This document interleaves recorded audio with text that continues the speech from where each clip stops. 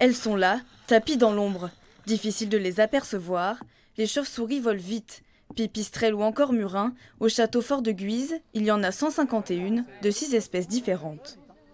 À 110, il n'y a rien du tout. Moi j'adore les chauves-souris depuis longtemps, donc j'étais contente de les revoir, surtout dans le cadre du château, parce que le château c'est magnifique, donc voilà. Ça peut arriver parfois de se balader, de voir des trucs bouger dans la nuit, et puis on ne sait pas forcément que c'est des chauves-souris, on n'en a pas conscience. Donc là c'était vraiment bien de les observer. Pour les repérer plus facilement, les spectateurs utilisent ce petit appareil, la Batbox.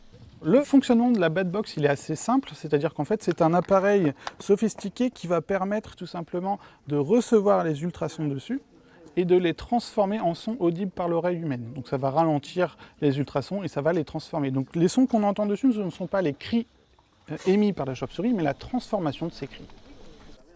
Plus tôt dans la soirée, la trentaine de curieux a participé à un atelier.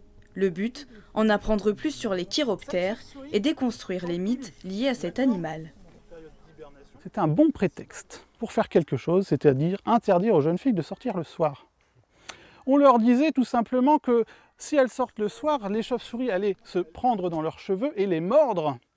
D'où la légende des chauves-souris qui s'accrochent aux cheveux. Ça t'a plu là, le petit atelier? Oui, Qu'est-ce que tu as appris? plein de choses sur les chauves-souris.